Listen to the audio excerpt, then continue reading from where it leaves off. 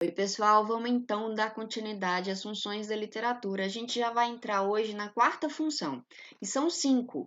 Então, você aí que perdeu alguma das funções, vocês sabem que eu falo com você sempre nos nossos encontros ao vivo que todas as aulas estão postadas. Então, quem tem dúvida ou quem ainda não viu, é só procurar as aulas das funções da literatura, certo? Então, as funções da literatura, como eu já tenho falado com você sempre, elas vão aparecer em todos os textos literários. Claro que em um mais visivelmente uma função pode ser é, observada e outras menos, mas de uma maneira geral elas vão funcionar juntas, certo? Então, não é uma coisa excludente. Eu não estou excluindo quando eu aponto uma função da literatura em um certo texto, eu não estou excluindo as outras 4. Elas estão existindo juntas aí, só que em um destaque maior e outras menores, em níveis, né? Então, já no começo aí da nossa jornada das funções da literatura, eu deixei o mapa mental para vocês, tá? Para quem ainda não copiou, para quem não registrou no caderno, é importantíssimo já procurar na primeira aula de funções da literatura esse mapa mental e registrar ele. Se você não tem praticidade no mapa mental, claro que vocês podem registrar aí como um esquema, né? Coisa que eu sempre falo em sala também. Mas é importante vocês entenderem as 5 funções da literatura e entender também que existem as outras funções da linguagem que a gente também pode encontrar na literatura. E é exatamente isso que eu registro aí nesse mapa mental. Tá vendo que a função emotiva e a função poética estão aí com um asterisco? Estão indicando que, além de presente num texto literário, estão presentes em qualquer texto. Então, eles vão além da literatura. As funções da literatura, então, são 5. Exclusivamente da literatura, que é o nosso foco, são 5. É a função social, a função evasiva, a função cognitiva, a função lúdica e a função catártica, tá?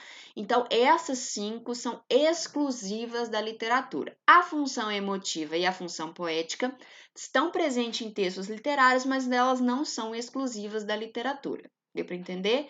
Então, aí os asteriscos estão aí para indicar exatamente isso, que são funções da linguagem, uma coisa mais geral, certo?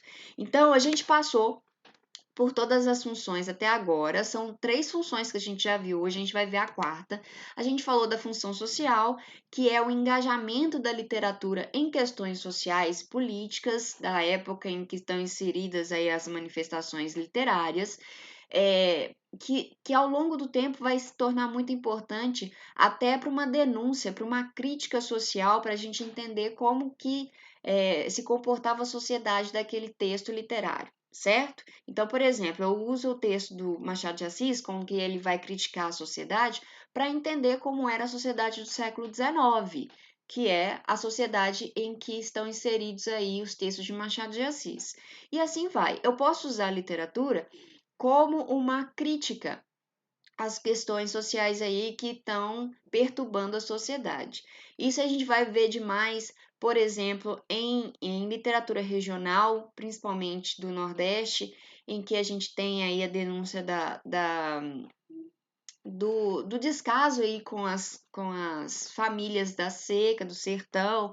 É só um exemplo, mas aí a gente consegue ter a função social, perceber a função social, porque o texto literário está inserido em uma sociedade. Então, ele não pode ficar à mercê de nada, né? Uma coisa que a gente percebe sempre é que a literatura, a gente já falou que a literatura é uma maneira aí de escapar da realidade. Essa função a gente chama de função evasiva, de escapar de um minuto e esquecer a sociedade em que está inserido. Só que percebam, a função social não exclui a função evasiva. Por quê? Quando eu escolho escapar, eu estou, de certa maneira, criticando a sociedade, porque ela é tão ruim para mim que eu prefiro escapar. Então, percebam aí que a função evasiva e a função social não se exclui. Isso vai acontecer com todas as funções da literatura, tá? Então, a função evasiva é a capacidade dos textos literários de escapar da sociedade. Isso aí é através da fantasia, através do sonho, através da morte. Muitos textos aí vão falar da morte como uma salvação desse mundo, que eles não concordam com questões desse mundo, e também a questão do passado, da volta ao passado, que é o caso desse texto de exemplo que eu deixei para vocês, do Fernando Pessoa. Aqui ele está falando que o sino está fazendo com que ele escape do mundo real e volte ao passado, né? O sino vai ser aí o sinal, a gotinha d'água que vai fazer ele transportar ao passado novamente. E a última função da literatura que a gente viu até agora é a função cognitiva. Nessa função, o texto literário ele vai além, ele consegue ir além do que a narrativa. Ele consegue passar para o leitor informações. E aí eu dei o exemplo para vocês no vídeo específico da função cognitiva, que é o texto que a gente leu no 7º ano, da Nusca e da Francine, né? Que além da narrativa das duas amigas, a gente conseguiu depreender do texto literário informações sobre transtornos alimentares. Então, a gente leu um texto literário que é fictício, né? Francine e a Nusca, elas são personagens fictícias, porém, as informações que o livro traz são verídicas. Então, a função cognitiva é exatamente essa: trazer para o leitor conhecimento, fazer com que o conhecimento do leitor se enriqueça através de um texto literário. E aqui, tanto o livro de vocês, na página 24, quanto eu trouxe para vocês nesse slide, a carta de Pero Vaz de Caminha como sendo um exemplo da função cognitiva. Por quê? Ela é literatura. A partir do momento que Caminha vai escrever as impressões dele. Então, é um sujeito falando sobre as impressões dele. Isso é literatura. Traz conhecimento também para o seu destinatário, que era o rei de Portugal, falando sobre a terra, dando informações sobre a terra, enriquecendo o conhecimento do rei de Portugal em relação à nova terra descoberta. E aí o livro de vocês, a apostila de vocês, traz uma questão que eu quero corrigir junto aqui, porque como bateu aí o exemplo, né? Eu acho interessante a gente verificar o porquê a carta de Pero Vaz de Caminha ela pode se encaixar na função cognitiva, que é exatamente aí a questão. Releia o trecho e explique por que nele manifesta-se a função cognitiva da literatura. Nesse trecho, em qualquer trecho da carta que vocês forem destacar, tem a intenção do autor, a intenção do narrador em descrever os índios, né? A intenção dele na carta de Pero Vaz, a carta de Pero Vaz tem a intenção de descrever, de colocar informações, tanto dos índios como da terra, como do clima. Isso, de uma maneira geral, é passar conhecimento a quem está lendo, né? Que nesse caso aí é um destinatário só. Então, a função cognitiva é exatamente essa: é a tentativa de passar conhecimento além do texto. Além de eu escrever o texto, uma narrativa, eu vou colocar informações para enriquecer o conhecimento do leitor, certo? Então, eu acho que deu para entender perfeito. Esse exemplo da carta de Pero Vaz em uma função cognitiva assim, simbólica, né? É um símbolo aí de função cognitiva. Beleza? Então, vamos para a função de hoje, que é bem rapidinha, que é bem fácil. Arrisco dizer que é a função mais fácil de identificar das 5 funções da literatura é a função lúdica. Por quê? Função lúdica é meio que explicativa, autoexplicativa, né? Lúdico quer dizer alguma coisa de brincadeira, de jogo, né? De entretenimento. E o texto literário tem a função de ser entretenimento. Muitas vezes a gente lê os textos da escola como sendo obrigatório, né? Mas existem aí pessoas, acreditem em mim, eu acho que alguns de vocês até são assim, que pegam um livro mesmo para entretenimento. Um livro que vocês gostem, que se identifiquem, como forma de se identificar, de passar o tempo, de relaxar, né? E a função lúdica é exatamente isso. Os textos de função lúdica são aqueles textos que eles existem mesmo para um passatempo, né? Para ser aquele texto que te relaxa, aquele texto que te envolve, aquele texto que faça você se identificar com ele, tá? Então, na função lúdica, a gente tem palavras-chave.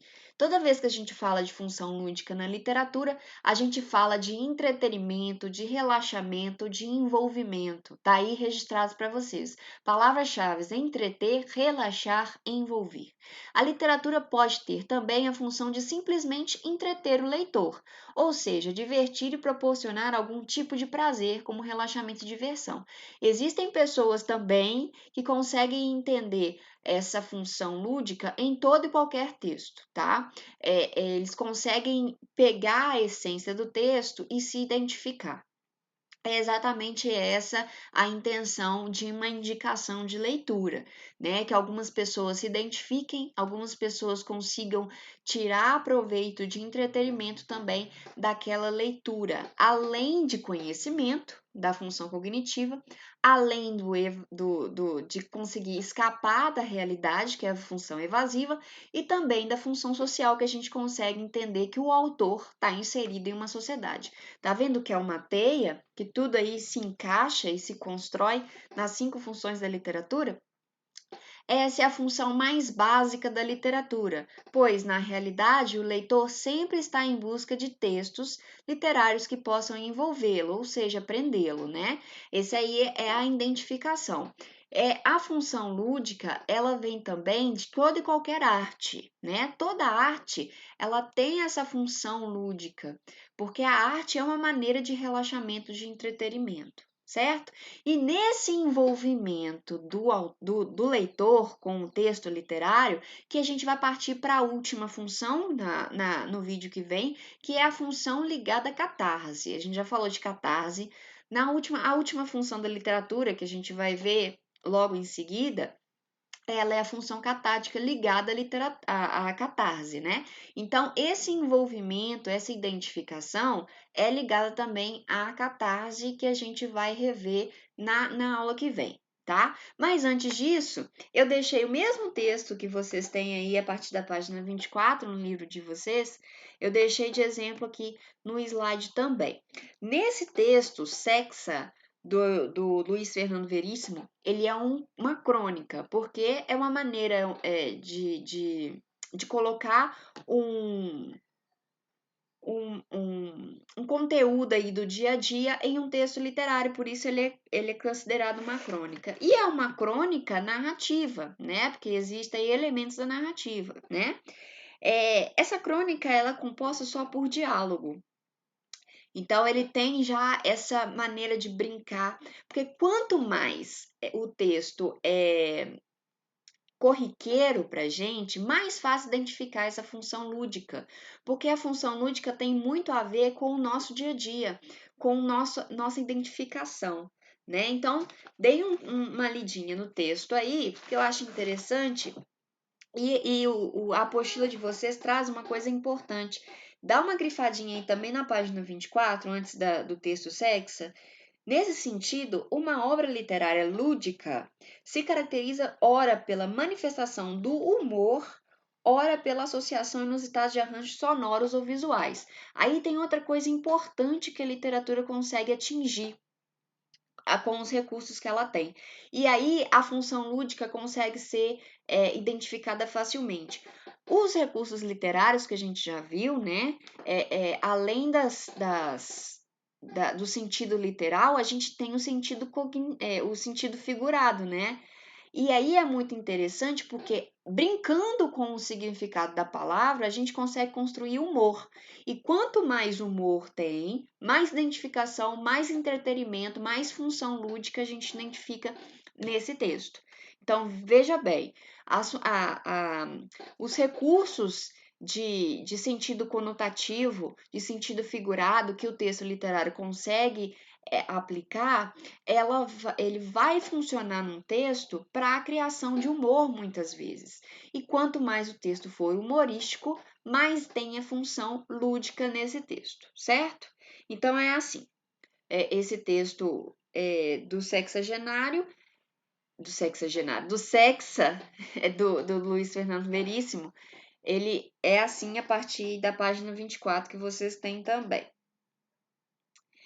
Pai, como é o sexo feminino? Como é o feminino de sexo? O quê? O feminino de sexo? Não tem. Sexo não tem feminino? Não. Só tem sexo masculino? Quer dizer, não, existem dois sexos, masculino e feminino. E como é o feminino de sexo? Não tem feminino. Sexo é sempre masculino. Mas tu mesmo disse que tem sexo masculino e feminino. O sexo pode ser masculino ou feminino. A palavra sexo é masculina. O sexo masculino, o sexo feminino. Não devia ser a sexa? Não. Por que não? Porque não, desculpe, porque não, sexo é sempre masculino. O sexo da mulher é masculino? Não. O sexo da mulher é feminino. E como é o feminino? Sexo mesmo, igual ao do homem. O sexo da mulher é igual ao do homem? Quer dizer, olha aqui, tem o sexo masculino e o sexo feminino, certo? Certo. São duas coisas diferentes. Então, como é o feminino de sexo? É igual ao masculino, mas não são diferentes? Não. Ou são? Mas a palavra é a mesma, muda o sexo, mas não muda a palavra. Mas então não muda o sexo, é sempre masculino. A palavra é masculina. Não, a palavra é feminino. Se fosse masculina, seria o pau. Chega, vai brincar, vai. O garoto sai e a mãe entra. O pai comenta: temos que ficar de olho nesse guri. Por quê? Ele só pensa em gramática. Qual que é aí a brincadeira? Justamente a semântica da palavra, né? O sexo. E aí a gente tem o sexo sendo aí uma palavra gramatical e o sexo na prática, né? O sexo masculino e o sexo feminino. A palavra sexo, ela tem um gênero único, né? Que é o sexo, ela não varia de gênero, mas varia para nomear o sexo masculino e feminino. E aí o menino faz maior confusão com essa semântica diferente da palavra, certo? Façam os exercícios aí da página 26 e 27. Não assustem com o tamanho, porque é texto mesmo, a gente tem que ler e interpretar, tá? Então, questões mesmo são 3, mas aí elas são maiorzinhas por causa do texto em si, certo? E no próximo vídeo a gente fala da função catártica e fecha aí essa questão das funções da literatura. Lembrando que todos os ao vivos, eu tô ao vivo com vocês na segunda e na quarta. Todos os ao vivos eu respondo questões e eu vou falar do vídeo. Então é importantíssimo assistir o vídeo, porque a gente tem um tempo muito pequeno. Então eu preferia gravar os vídeos para vocês, deixar eles gravadinhos para vocês reverem, verem na hora que vocês quiserem estudar. E no ao vivo a gente fica com dúvidas e correções de exercício e eu vou falar do vídeo também, certo? Então, um beijo para vocês. Qualquer coisa que vocês quiserem, é só me perguntar, certo? Um beijo para vocês.